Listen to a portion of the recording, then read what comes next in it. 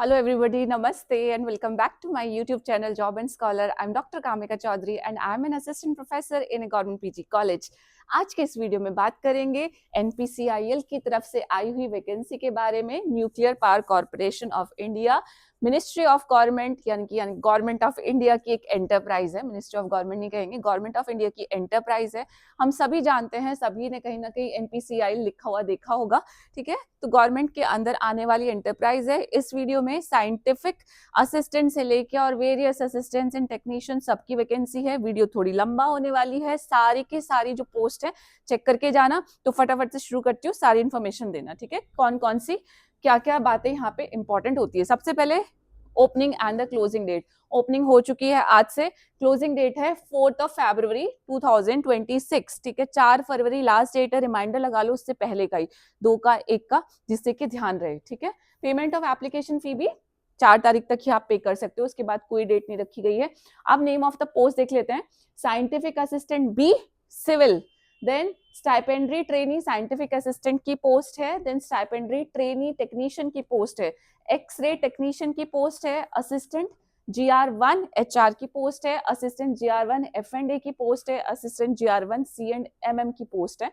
ये सारी पोस्ट का जो बाइफर्केशन है, टोटल वैकेंसी, अनरिजर्व की वैकेंसी, जो कास्ट वाइज वैकेंसी है, कैटेगरी वाइज, ठीक है, वो सारी चीजें हम क्या देख सकते हैं, यहाँ पे चेकआउट कर सकते हैं।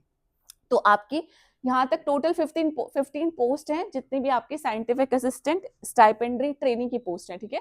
उसके बाद बाकी नीचे जब हम देखते जाते हैं तो टोटल हमारे पास यहाँ पे हो जाती हैं, साइंटिफिक असिस्टेंट बी की भी पोस्ट है, ठीक है। डिसिप्लिन, ये डिसिप्लिन वाइज आ जाता है। टोटल ये आ गया यहाँ पे, कहाँ दिया इन लोगों ने टोटल तो मुझे दिख ही नहीं रहा है, तो यहीं पे देख लेते हैं। ये वाली पोस्ट का टोटल कितना है, 4 वैकेंसी। असिस्टेंट में आपकी 5 वैकेंसी है, यहाँ पे आपकी 6 वैकेंसी हो जाती है। असिस्टेंट GR1 में, एक्सरे वाले में आपकी 2 वैकेंसी है, स्टाइपेंडरी ट्रेनी में आपकी 83 वैकेंसी है। तो सबसे ज्यादा वैकेंसी यहाँ हो जाती है। टोटल आई थिंक 140 के अराउंड यहाँ पे वैकेंसी प्रेजेंट है, ठीक है। वो 140 मुझे अभी दिखाई नहीं दे रहा है, आप लोगों को जब दिखाई देगा तो आप देख लेना, ठीक है। तो हम ऊपर क्या करते हैं, हम थोड़ा आगे बढ़ते हैं। इंपॉर्टेंट है कौन कौन से जो एजुकेशन क्वालिफिकेशन है, कौन कौन से सब्जेक्ट वाले लोग क्या होते हैं आपके एलिजिबल होते हैं। तो साइंटिफिक असिस्टेंट बी में सिर्फ सिविल वाले अप्लाई करेंगे। स्टाइपेंडरी ट्रेनी साइंटिफिक असिस्टेंट में आपके mechanical, instrumentation, electrical, health physics यानी कि BSc फिजिक्स या केमिस्ट्री वाले भी एलिजिबल हो जाते हैं। देन इलेक्ट्रॉनिक्स वाले भी एलिजिबल हैं। नेक्स्ट हमारे पास क्या आता है, नेक्स्ट हमारे पास आता है स्टाइपेंडरी ट्रेनी टेक्नीशियन। ये पोस्ट कोड का ध्यान रखेंगे, वो इंपॉर्टेंट है, दोनों सेम सेम लग रही है। वहां पे कैटेगरी 1 है, ये कैटेगरी 2 है। यहाँ पे plant operator, electronic mechanic, machinist, fitter, turner, instrument mechanic, mason, सबकी पोस्ट आई हुई है, ठीक है। तो ये सारी पोस्ट, ये डेजिग्नेशन हो जाते हैं। एक्सरे टेक्नीशियन, एक्सरे वाले जो हैं वो एलिजिबल हो जाएंगे। HR वाले एलिजिबल हैं, फाइनेंस एंड अकाउंट वाले एलिजिबल हैं, एंड C&MM वाले भी क्या हो जाते हैं, एलिजिबल हो जाते हैं। तो ये डिसिप्लिन और ट्रेड के नाम यहाँ पे लिखे हुए हैं। अभी क्वालिफिकेशन नहीं बताई है, सिर्फ डिसिप्लिन एंड ट्रेड बताया है। Reservation for person with benchmark capability, disability भी यहाँ पे सब प्रेजेंट है। तो ये सारी चीजें यहाँ पे चेक कर लेंगे। उसके बाद है PWBD की पोस्ट, यहाँ पे मेंशन आउट करने के बाद में ये स्टाइपेंडरी के लिए PWBD की पोस्ट है, इसको मैं थोड़ा सा स्किप करूंगी and then I will just come on to this essential qualification वाला पार्ट। तो सबसे पहले category 1 stipendiary trainee ST/SA, diploma holders in engineering. कहाँ में इंजीनियरिंग, डिप्लोमा इन इंजीनियरिंग, 60% से कम मार्क्स नहीं होना चाहिए है। किसी भी सब्जेक्ट में आपके पास डिप्लोमा हो इंजीनियरिंग का, आप एलिजिबल हो जाते हैं। किसी भी सब्जेक्ट का यहाँ पे कोई भी आपके पास रिस्ट्रिक्शन नहीं प्रेजेंट है। तो बस डिप्लोमा इन इंजीनियरिंग 60% मार्क्स के साथ यू आर एलिजिबल। और क्या है, 2 साल का डिप्लोमा क्या है इंजीनियरिंग में, in the relevant discipline through lateral entry to second year after HSC approved by AICTE। उसके बाद आपने बीटेक में एडमिशन ले लिया है 2 साल डिप्लोमा करने के बाद में, ठीक है। Should have had English as one of the subject, English important हो जाती है। SSC में आपके पास एक सब्जेक्ट होगा तो इंपॉर्टेंट, आप क्या हो जाएंगे यहाँ पे, एलिजिबल हो जाएंगे। तो किसी भी सब्जेक्ट में डिप्लोमा आपने किया हुआ है, यू आर अलाउड, ओके। यहाँ पे ब्रांचेस भी मेंशन आउट है, किसी भी सब्जेक्ट में नहीं है भाई, थोड़ा अलग से बाइफर्केशन है, अलग से एडवर्टाइजमेंट है। तो यहाँ पे कैटेगरी 1 के लिए कौन कौन से सब्जेक्ट है, मैकेनिकल वालों के लिए है diploma in mechanical engineering, diploma in production engineering, diploma in automobile engineering, ठीक है। इंस्ट्रूमेंटेशन वालों के लिए है diploma in instrumentation, diploma in instrumentation and control. Then electrical वालों के लिए diploma in electrical engineering present होना चाहिए। जितने भी ब्रांच के नाम आ रहे हैं, आपकी कोई ब्रांच मेंशन आउट है तो आप एलिजिबल हो जाते हो। Electronics engineering, digital electronics, electronics and telecommunication, electronics and computer, industrial electronics, diploma in electronics and communication engineering, all these people are eligible for the category 1 वाली post, and post का नाम क्या है, स्टाइपेंडरी ट्रेनी। ठीक है, तो ये सारे इतने सारे सब्जेक्ट्स हमारे हो गए एलिजिबल। अब साइंटिफिक असिस्टेंट बी सिविल की बात करेंगे, डिप्लोमा होना चाहिए, 60% से कम मार्क्स नहीं चलेगा, सिविल इंजीनियरिंग में होना चाहिए, एलिजिबल हो जाते हो। बाकी के जो आपकी और करके क्वालिफिकेशन है वो सेम ही है।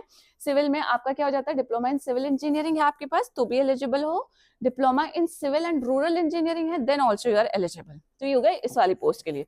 अब बात करेंगे स्टाइपेंडरी ट्रेनी कैटेगरी 1 में ही हेल्थ साइंस या हेल्थ फिजिक्स वाली जो पोस्ट थी, साइंस ग्रेजुएट, तो बीएससी वाले जितने भी कैंडिडेट्स हैं, स्टूडेंट्स हैं, वो सब एलिजिबल हो जाएंगे। मार्क्स कितने हैं, 60% मार्क्स यहाँ पे होने चाहिए। तो BSc shall be with physics as principal and chemistry, maths, stats, electronics, computer science, इसमें से कुछ भी आपके पास प्रेजेंट है, you are eligible to apply. Same हो सकता है BSc with chemistry as principal, principal मतलब मेन सब्जेक्ट आपका केमिस्ट्री है, उसके साथ में आपके 2 और सब्जेक्ट, इनमें से कोई सा भी कॉम्बिनेशन प्रेजेंट हो सकता है। ठीक है, आपका 10+2 में यहाँ पे मैथ्स क्या मांगा है आपके पास, कंपलसरी होना चाहिए, एसेंशियल है वो। ठीक है, नाउ कैटेगरी 2 स्टाइपेंडरी ट्रेनी वाला जो मेंटेनर था, जिसमें आपका fitter, trainer, instrument mechanic, machinist, electronic mason सब कुछ आ जाता है, उसमें आपका सिर्फ 10th का क्वालिफिकेशन मांगा है एंड सिर्फ 50% मार्क्स का इसमें रिक्वायरमेंट होगा किसी भी साइंस सब्जेक्ट में।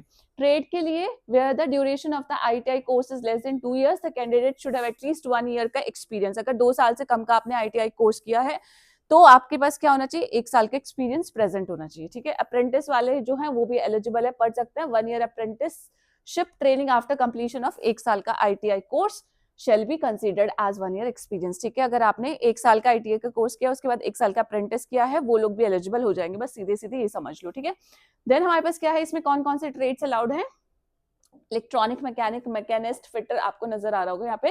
ठीक है, electronic mechanic, mechanic industrial electronics, IT, electronic system and so on. Please ये देख लीजिए, आप सबके सामने पूरा पीडीएफ ओपन अप है, मैं साइड में भी हूँ, मेरे ख्याल से आपको नजर आ रहा होगा। देन नेक्स्ट कैटेगरी है कैटेगरी 2 स्टाइपेंडरी ट्रेनी ऑपरेटर। यहाँ पे 10+2 मांगा है, एचएससी और ISC in science stream with physics, chemistry and maths आपके पास सब्जेक्ट होना चाहिए, 50% मार्क्स मिनिमम आपने एक्वायर किया होना चाहिए। ठीक है, एंड साथ में आपके पास इंग्लिश एक सब्जेक्ट यहाँ पे होना चाहिए। ठीक है, नाउ ये सारा लिखा हुआ है कि एजुकेशन क्वालिफिकेशन में प्लांट ऑपरेटर ट्रेनी ये है, फॉर मेंटेनर ट्रेनी ये है, पास किया हो एचएससी 12वीं वी क्लास 12th स्टैंडर्ड, 40% से कम मार्क्स नहीं होने चाहिए। यहाँ पे आपने पास किया एसएससी, मैथ्स और इंग्लिश एक सब्जेक्ट आपके पास होना चाहिए, दोनों सब्जेक्ट होने चाहिए। ठीक है, उसके साथ में 2 साल का आईटीआई भी प्रेजेंट होना चाहिए। कंफ्यूज नहीं होंगे, आराम से पढ़ेंगे, सब कुछ आपके सामने लिखा हुआ है, अपनी क्वालिफिकेशन पे टिक टिक करते जाएंगे तो आपको समझ आ जाएगा। अगर ऐसे ऊपर ऊपर से पूछते जाओगे मैं एलिजिबल हूँ, मैं एलिजिबल हूँ, तो नहीं पता चलेगा भाई। आप ही अपनी क्वालिफिकेशन सबसे अच्छे से मैच कर सकते हैं। देन एक्सरे टेक्नीशियन में आपका एचएससी 10+2 ही मांगा है, 60% मार्क्स इन साइंस प्लस 1 साल का मेडिकल, रेडियोग्राफी, एक्सरे टेक्निक या ट्रेड का सर्टिफिकेट, या फिर 2 साल का आपका प्लस 2 साल का मिनिमम पोस्ट क्वालिफिकेशन का एक्सपीरियंस भी इसमें मांगा गया है। ठीक है, देन असिस्टेंट GR1 में आपका कोई भी बैचलर्स डिग्री 50% मार्क्स के साथ आपके पास प्रेजेंट है, आप एलिजिबल हो जाते हो। ठीक है, relaxation will be given in the education qualification, pass in graduation to project affected person, इन लोगों के लिए थोड़ा रिलैक्सेशन यहाँ पे प्रेजेंट है। देन हमारे पास ये सारी इंफॉर्मेशन हो गई, कौन कौन सी पोस्ट है, कौन कौन सी क्वालिफिकेशन है। 4 फरवरी क्या है, लास्ट डेट है। अब important information for the stipendiary trainee, ना कुछ फिजिकल स्टैंडर्ड्स है वो सारे यहाँ पे मेंशन्ड आउट है। जितने भी स्टाइपेंडरी ट्रेनी है उनका ये फिजिकल स्टैंडर्ड मैच आउट होना चाहिए। ड्यूरेशन ऑफ ट्रेनिंग कैटेगरी 1 में कितनी होगी, 18 महीने। ठीक है, यानी कि 1.5 साल की। कैटेगरी 2 में 24 महीने की ट्रेनिंग आपको दी जाएगी, यानी कि 2 साल की। यहाँ पे ट्रेनिंग के टाइम पे 24,000 रुपए पर मंथ पहले साल में सैलरी मिलेगी, उसके बाद 26,000 रुपए नेक्स्ट 6 महीने के लिए सैलरी मिलेगी एंड ₹3,000 बुक अलाउंस भी दिया जाएगा। कैटेगरी 2 के लिए 20,000 पर मंथ पहला साल, 22,000 पर मंथ दूसरा साल एंड 3,000 का बुक अलाउंस भी यहाँ पे दिया जाएगा। यहाँ पे डिटेल्स ऑफ द बॉन्ड यहाँ पे मेंशन आउट है, जो कि आप अपने आप पढ़ लेंगे। नाउ एज लिमिट एंड पे क्या है, एज लिमिट है कैटेगरी 1 ऑफ स्टाइपेंडरी ट्रेनी 18 साल कम से कम एंड 25 ईयर्स ज्यादा से ज्यादा। उसके बाद में क्या है, आपका जो रिजर्वेशन वाइज आपको रिलैक्सेशन मिलता है एज का, वो भी यहाँ पे प्रेजेंट है। थोड़ा नीचे जाके इन्होंने मेंशन आउट किया हुआ है। साइंटिफिक असिस्टेंट में 18 साल से लेके 30 साल वाले जितने भी कैंडिडेट्स है वो अप्लाई करेंगे। एक्सरे में 18 से 25 ईयर्स, देन आफ्टर दैट 18 से 24 ईयर्स कैटेगरी 2 असिस्टेंट जीआर 121 से लेके 28 ईयर्स तक। पे लेवल ये मेंशन आउट है कि साइंटिफिक असिस्टेंट जो सिविल इंजीनियरिंग वाले थे उनके लिए लेवल 6 से आपकी सैलरी स्टार्ट होगी।